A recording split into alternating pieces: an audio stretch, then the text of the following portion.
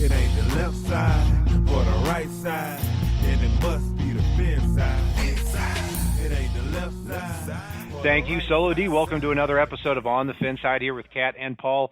Follow us on Facebook, Twitter, Spreaker, iTunes, YouTube, iHeartRadio, and Spotify. I'm Brian Cat NFL. Paul is fanatic_pick on Twitter. We are 20 days away from the NFL draft at the time we're recording this show, taking a good look at possibly the Dolphins' biggest need on the roster, and that's offensive tackle. Paul, last offseason, the Dolphins traded Laramie Tunsil to the Texans. They let Juwan James walk. They ended up getting a lot of draft capital, but on the other side, they were historically bad on the offensive line. They were 32nd in sacks allowed, 32nd in quarterback hits, 32nd in yards per carry. So a lot of work to be done right now because after everything the Dolphins have done this offseason, they have Julian Davenport at left tackle and Jesse Davis at right tackle right now. Yeah, and I'm not going to discount how bad the line is, but I am going to give them a little teensy bit of credit, given the fact that the yards per carry, there was no running game to speak of. Even when they did open up some holes, it wasn't there. And that does not all fall on their shoulders. But yeah, you and I have talked a lot offline. Given the fact that Rosen is still young and has some potential, given the fact that Ryan Fitzpatrick is still on this roster, the biggest, most glaring need, and the one that I've told you straight up, if the Dolphins don't come away with either a left tackle on day one, a trade for Trent Williams, or some form of an answer at left tackle, this is a failure for me in this draft, and that says a lot to me. I mean, the only way I'd say maybe you can wait on a left tackle is if you happen to draft two at number 5, and then you want to go with maybe say, and I won't rank him right now, but I think Wirfs comes into play the most for a team that drafts Tua because he's going to be protecting Tua's blind side as opposed to a lot of these other guys. Yeah, and I look at that first group of 4 offensive tackles, and a lot of people have them ranked in different spots. I mean, some people have Tristan Wirfs as the first guy. Some people have him as the 4th guy. But overall, I think there's a general consensus on who the top 4 offensive tackles are, and it's really important that the Dolphins get one of them. And I'm with you on that. If the Dolphins are not in a position to draft somebody at 18, they better be trading up for one of them. So that first group of 4 players, in no particular order: Tristan Wirfs out of Iowa, Jedrick Wills out of Alabama, Andrew Thomas out of Georgia, Mekhi Becton out of Louisville. Out of those first 4, Paul, where would you rank them from 1 to 4? I'm going to go with Becton first. And a lot of people thought I was crazy a month ago for saying that. But given the fact that he's started to warm up for a lot of folks, given the fact that he's got more sheer size than any individual has a right to, let alone the athleticism to match. And he's in the top 4 conversation already and probably has the most opportunity for growth on top of that. So given the fact he's a physical freak and the fact that he's got the most opportunity to grow, Becton's easily at the top of that list for me. I tend to go a little bit back and forth after that. I'd go with Jedrick Wills as my number 2. And I really think Andrew Thomas is probably better than Tristan Wirfs. But the caveat I've got there as well is if a team, including the Dolphins, I will say that, if the Dolphins draft Tua, I think Wirfs becomes an even bigger target because he's a lot more comfortable on that right side than I think the other 3 would be. Yeah, I've got a different order for the first 4, but I'm nitpicking because on my Dolphins draft board, I've got them all one after another. So there's not a lot separating them right now. If I had to pick one, I would go with Tristan Wirfs first. To me, he has the highest floor and the highest ceiling. He was a fantastic right tackle at Iowa, and he showed at the combine that he was a great athlete too. Ran a 4.85 40 with a 36.5-inch vert and a 10.1 broad jump. That usually doesn't matter for me with offensive line, but he had a higher vert and a better broad than Jerry Jeudy. So, and also last year when Alaric Jackson went down for Iowa, he slipped to that left tackle spot. And so he showed he can play both positions there. Number two, very close, and it depends on whether or not the Dolphins draft Tua or they draft a right-handed quarterback. Uh, but if they, as it stands right now, I'm going to barely go with Andrew Thomas out of Georgia. He's somebody that I really thought 5-6 months ago was going to be a top 5 pick easily. Now I'm seeing him mocked to the Dolphins at 18, which I would absolutely love. He's a powerful, battle-tested left tackle, long arms, long wingspan, great run blocker, very, very powerful. Not the greatest of feet, but I think he can be coached up on that. And in a worst-case scenario, something Travis Wingfield said a couple of times is that, you might be able to move him into guard because he's so powerful. He also played right tackle as a freshman, so he's got that versatility too. Jedrick Wills from Alabama would be my third guy, but he would be second if the Dolphins took Tua because he would be a pure right tackle. Great athlete, technically sound, incredible punch. But at the end of the day, I wonder can a 6'4", 312-pound right tackle go top 10? And then fourth is going to be Mekhi Becton for me. He came out of nowhere last year. He's definitely the rawest, but he has the most upside out of this unit. He played some left tackle and right tackle at Louisville too.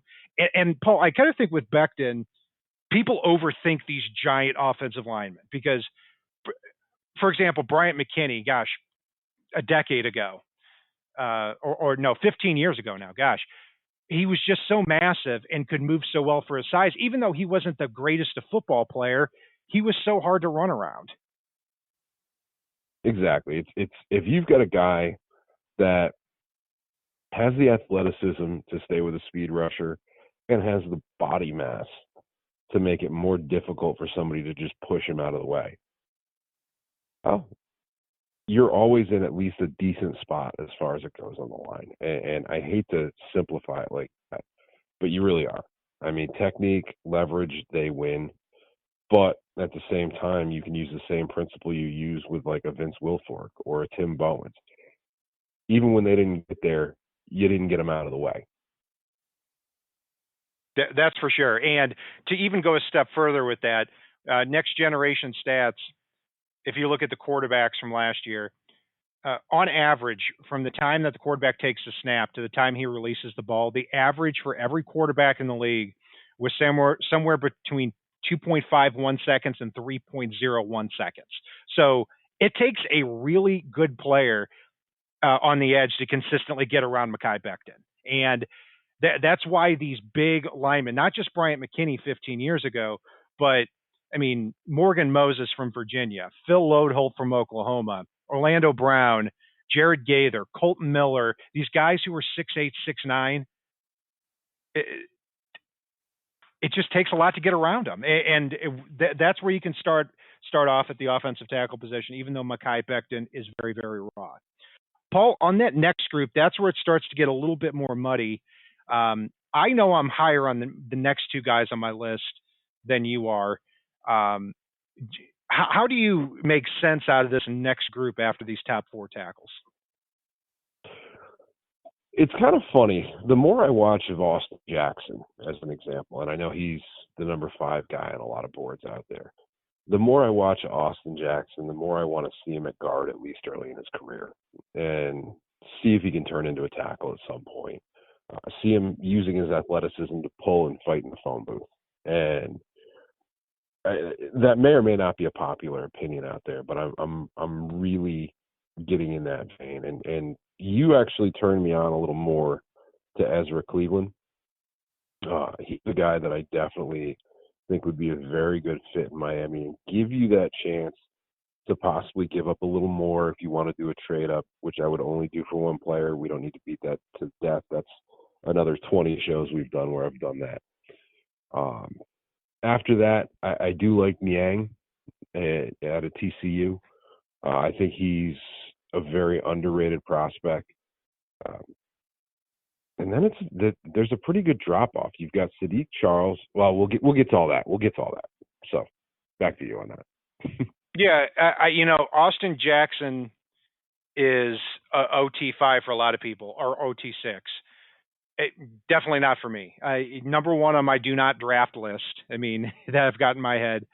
I watched 4 games of this guy, and two of them are one was against Iowa, one was against Utah, and then I watched 2 others. Against Iowa, AJ Epineza beat him for 2.5 sacks. Bradley and I destroyed him at Utah, and then the other game I watched, he did okay, and then the other one, he had a really good game. But I see too much rawness out of him. He's 20 years old. He's a great athlete, but he's six. But even for being 6'5", 322, there's just too much getting through on the left side. I wouldn't draft this guy to the 3rd round. And I hope the Dolphins don't do what a lot of mock drafts are doing and have him go either 18 or 26. So my OT number 5 is Josh Jones out of Houston. I know I like him more than you do. Oh, great pass protector. What's that? I completely forgot about Josh. No. I mean, we're going to cover. There's a big group. We're going to get to a lot of these at some point. Great pass protector at Houston for the last 4 years, but didn't face the greatest level of competition. And when you watch him play, you can see some technical flaws out of him. His hand placement's not the greatest. His feet can be all over the place, but I see the physical skills in him. And when he went to senior, he played left tackle, right tackle, guard, drills, and when you see him, he's got a little bit more of that nastiness that some of the other tackles may not have. So I would all day take him at number 18. And he may be that player that you end up looking at if these top 4 offensive tackles go early. Ezra Cleveland, yeah, like you said, I mean, I've been high on him for a couple of months now. At first glance, when I watched him, I thought, there's not a lot special to this guy's game, and there's not, but it's very effortless what he does. He's 6'6", 311 pounds, and according to PFF, in the last 5 games of the season for Boise State, playing with a turf toe, he allowed no sacks and 2 pressures, which is an incredible rate. And there's also some talk that he might be able to move into guard as well. Either way, I think he's going to succeed on the offensive line. Yeah, and another guy that I really want to talk about a little bit, because we saw him rise up to the point where he was almost a top 15 prospect for a while. And then he slowly drifted back to being a late 2nd, early 3rd round pick, potentially even later. And that's Prince Tega Wanogho. He's been a very solid player with a 1st round skill set. But he slid further and further as these Underwear Olympics went on, which is always interesting to me to keep an eye on, because at the end of the day, the offensive line is probably the position, and it doesn't matter if you're left tackle, left guard, or center, where at times you can get away with just being a goddamn football player. You look at Richie Incognito. I mean, and I know that's a sore spot for a few fans, but at some point in time, you can get away with being a football player if you've got the right mindset and you've got the right ability. And, Wanogho sliding during the Underwear Olympics has been mystifying for me. But again, he's a guy that could be a very heavy target if they swing and whiff in round 1, or if they trade way up the board to go after Burrow, like is suddenly a hot rumor that we've been talking about forever. Yeah, Prince Tega is interesting because he was a very raw play. He's a very raw player at Auburn. I mean, he was a high school basketball star. He came over to this country and he started playing basketball initially, and then in his senior year of high school, he started playing football for the first time. But over the last several years, he's shown a lot of that nastiness at the left tackle position. He's somebody that I'm hesitant on. I like as maybe a 4th or a 5th round prospect.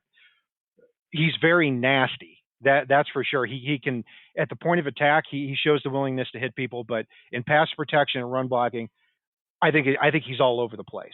Now, on the other side of Auburn's offensive line, somebody that we continue to have projected in our mock drafts and that 3rd, 4th, 5th round area is Jack Driscoll. I like him a lot at the right tackle spot. 4-year starter, a lot of experience. He's not a great athlete, and he's not the biggest guy at 6'5", 304 pounds. but only allowed 1 sack in 3 years at Auburn. And he faced some really good competition. And he's also got some versatility to move inside to the right guard spot. But Paul, one player I want to ask you about too is you're a UConn fan. Matt Pert from UConn, 6'7", 318 pounds, a definite project. But we've seen him projected, kind of in that second, third round area for some folks. Yeah, and his technique is usually there. I mean, he's got a little refinement to do. The biggest thing that I want to see from Matt at the next level is if he can just get stronger, which you and I have been through the ins and outs of the Dolphins facility. And we both know the way things are for these pros, it's amazing the resources at their disposal. Even when you've heard about it, seeing it firsthand, down to the littlest thing, like the signs on the Gatorade coolers and everything else. I mean, he would have that opportunity to, and the weird thing that hurts Pert for me is the fact that, we're looking at potentially a shortened off season with all the madness going on right now. And so getting him in there into their strength and conditioning program would be the biggest boost to a player like him. So he might become a longer term project based around what's going on right now. Yeah, Pert is somebody that I really like as an early day 3 type of guy, where the Dolphins are picking in the 4th round. He's somebody, I don't care if the Dolphins have already drafted 2 tackles. I would still look at this guy because the talent's so immense. Right now, he's all arms and legs. He bends awkwardly. He might be able to even kick inside the right guard, but he's also somebody that played 4 years in college, 2 years at left tackle, 2 years at right tackle. More of a developmental type of guy. He has an 86.5-inch wingspan. As a comparison, Josh Jones is 80.5.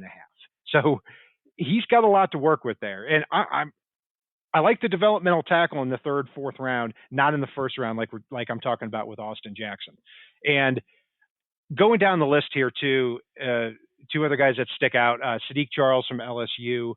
He surprised a lot of people by coming out as an underclassman to begin with, and after protecting Joe Burrow's blindside. But then he came to the combine and he actually weighed in at 321 pounds, where a lot of people thought he would be 6'4", 295, 300. Instead, he's 6'4.5", 321. He had a lot of off the field issues at LSU, but he's somebody that certainly showed the ability in college. Whether or not he has the long-term ability or he can keep his head on straight remains to be seen. Ben Barch is somebody really hurt by this pre-draft process that you talked about, Paul. He was starting to look kind of like, as PFF said, the Ali Marpet of this draft. Ali Marpet was a 2nd-round pick for the Bucks out of Hobart University a couple of years ago, and stepped right in for the Bucks.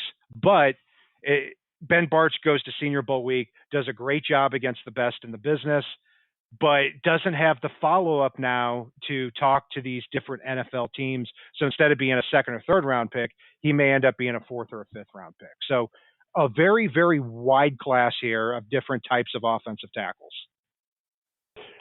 It is. And, there's a handful of others like Trey Adams out of Washington who's got some question marks. But I want to go back to Sadiq Charles for a second here. Sadiq Charles almost couldn't afford to stay in college anymore, given the fact that he's shown so many maturity issues, given the fact that he's been suspended from the team. And, there are flashes with him that look like a special talent, and then there are flashes that don't. And the off-field stuff terrifies me because from what I understand and what I hear, it's like he's made the same mistakes over and over again and not learned from them off the field. And, you give somebody like that a few $1 million here to go out and keep their nose clean, it doesn't usually end well. That's very true. And especially with this roster, the one time the Dolphins made an exception, it was with Mark Walton. And everybody know how that went. Other than that, they really have stayed away from guys with the character concerns. So I think you're right. It wouldn't surprise me if Charles was off their board entirely. So Paul, here's the big question now with when it comes to the tackle spot. And it's been racking my brain here for the last couple of months. Is let's say the Dolphins stay at 5 and take a quarterback. Tua, Jordan Love, Justin Herbert, whoever it is. I don't know if an offensive tackle is falling to that 18th spot. And we've gone through mock drafts that have suggested the same. We've looked at mock drafts that have suggested the same as well.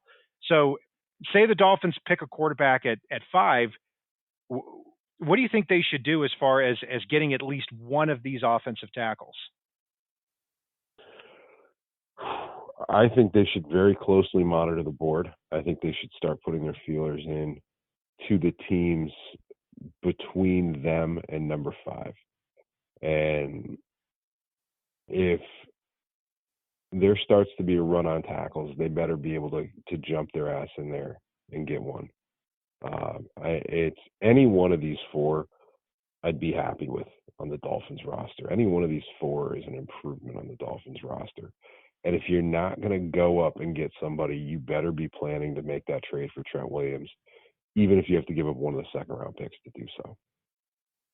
Yeah, you better do something there. That's for sure. And when I look at the board, the 2 picks I really look at are the Giants at 4 and the Cardinals at 8. Because at 4, I expect the Giants to go offensive tackle. And every time you've had them, you've mocked them to get either Mekhi Becton or Tristan Wirfs, and I agree with that. If they don't, let's say they go with Isaiah Simmons instead or somebody else, or they trade down, it's quite possible that the first offensive tackle does not come off the board until pick at least 8 with Arizona. And if you start to see those tackles fall down the board, which tends to happen on draft day, that's where the Dolphins need to be right in there and be willing to trade a second or a third round pick to leap up a few spots for a Tristan Wirfs, for an Andrew Thomas, for a Jedrick Wills, for a Mekhi Becton, because they've got to at least get one of these positions correct. They do. And while you were talking, I have a hypothetical for you. Mm-hmm. If Chris Greer decides it's Burrow or bust at quarterback in this year's draft, or there's somebody in the late rounds he wants to go at quarterback, or he just wants to ride it with Rosen and Fitzpatrick, and is just dead set against going quarterback at number 5, would you be upset if his alternative, and not upset that he didn't go quarterback, but just at least as far as his alternative goes, he were to take one of these 4 offensive tackles at 5th overall? Yeah, that's a good question. I would say, look, at pick number, when you're picking 5th after all of this, if you don't come away with a quarterback in a draft when you're going to have 4 of the top 15 picks be quarterbacks in this draft likely, that's going to be a little bit hard for me to swallow, because I think Josh Rosen has to be viewed as really a bonus at this point.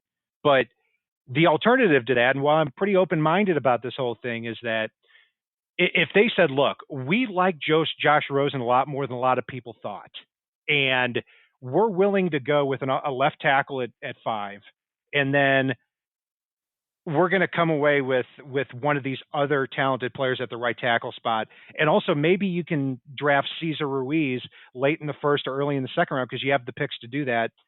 I can see that working. Really, any scenario other than Justin Herbert at number 5, I'm pretty open on.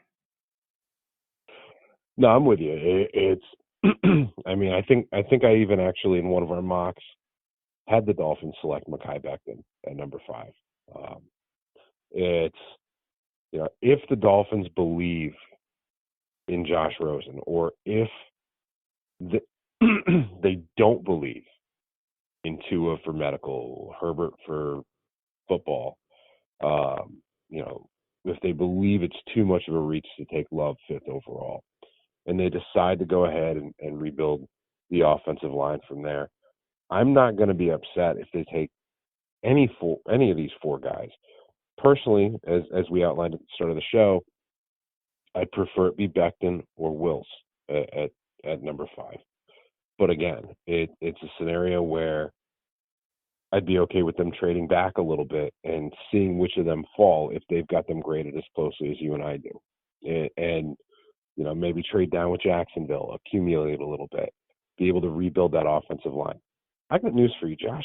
Josh Rosen's biggest issue was time to make decisions.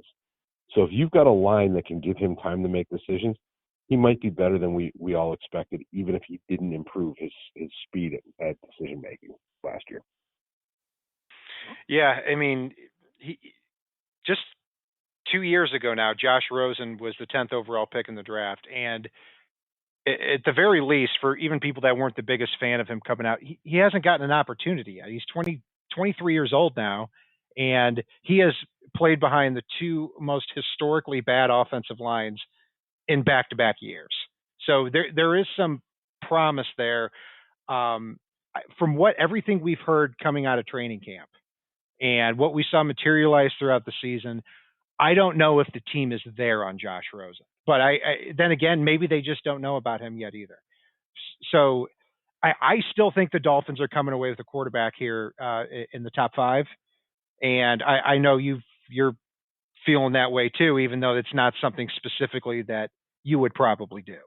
But you've got to get this offensive line right. There's no doubt about that, because if you look back historically for the Dolphins over the last 10 to 12 years, when they've spent the draft picks on the offensive line, Jake Long, Vernon Carey, Mike Pouncey, these types of players, Juwan James, when they've spent the resources to get them, they've gotten good players. When they haven't and they thought they could get something for nothing, like Billy Turner, Dallas Thomas, Josh Sitton, these type of players did not pan out. No, they didn't. And, and I've got news for the Tua fans out there. And look, if Tua ends up in the Dolphins, I'll root for him just as hard as anybody else. If Tua ends up in Miami, I don't want to use the word injury prone. I'm not quite to that point with him, but he has an injury history enough and he's got this surgically repaired hip now that he's supposedly going to be ready to play on for August, September-ish, because he gave his word that he is. So good for him. But if Tua is your quarterback, you should be praying as well that the next 3 or 4 picks are predominantly offensive line. You want to put as much talent to protect somebody that's already got an injury history with his legs from taking those hits on the regular basis as you possibly can. Miami's got receiver talent. We've talked about that in a previous episode. Miami does need a running back. We've talked about it in a previous episode how there are options to improve that position later on in the draft as well, even though there's some very talented guys that are going to be there in the second round. Well, yeah, and Paul, there's no shame in saying Tua is injury prone. And the question from that point is, what are you going to do about it? Are you going to take the risk on that or not? And whether it's Tua, Jordan Love, or God forbid Justin Herbert at 5, or at least for me, that with these 3 specific quarterbacks, Tua because of the injury, Jordan Love because he's a small school quarterback and when he's pressured, he can make poor decisions. And then Justin Herbert, who had the best offensive line in college football at Oregon and still made poor decisions. You've got to keep any of these 3 healthy, and you've got to keep them upright and have them with time to make better decisions there. On the other hand, with Joe Burrow, and that's the other side of this, if the Dolphins end up, and I don't think they will at the end, I put it at about 15% that they would end up trading up for Joe Burrow. The difference with Joe Burrow is that he can sense the pressure a lot better than these other 3 quarterbacks, so he's not as dedicated on his offensive line as these other 3 quarterbacks, at least based on what they showed in college. Yeah, and I mean, it's funny because Joe Burrow probably had the best offensive line amongst all 4 of them. And, it's but he also is a guy that completed the most under pressure. But that's another show. I've taken us down a rabbit hole here. My biggest point here is you've got to protect these guys. But push comes to shove, you need to protect Tua a little bit more based on the history and invest more into protecting Tua. Even though you want to invest in protecting your franchise quarterback, Tua needs it more than most, because at the end of the day, if you don't draft people to protect Tua, you're just going to go back to either Fitzpatrick or Josh Rosen starting anyway. So you might as well not. Without question, if you start Tua's career off in 2020, provided he gets on the field with Austin Jackson at left tackle and Jesse Davis at right tackle, you're asking for trouble. There's no doubt about that. And we will end on that note. You can follow Paul and I on the FinSide on Facebook, Twitter, Spreaker, iTunes, YouTube, iHeartRadio, and Spotify. I am Brian Cat NFL. Paul is Fanatic_pick. And be sure to tune in to the rest of our positional breakdowns, too, for the Dolphins. We've got a lot of good stuff coming up here. And if it's not on the right side and it's not on the left side, it is on the fin side. So, Ladie, take us home. It ain't the left side or the right side, then it must be the fin side. It ain't the left side or the right side, then it must be the fin side. Listen, Dolphins fans across the land all tuning in to see what Brian Cat and Paul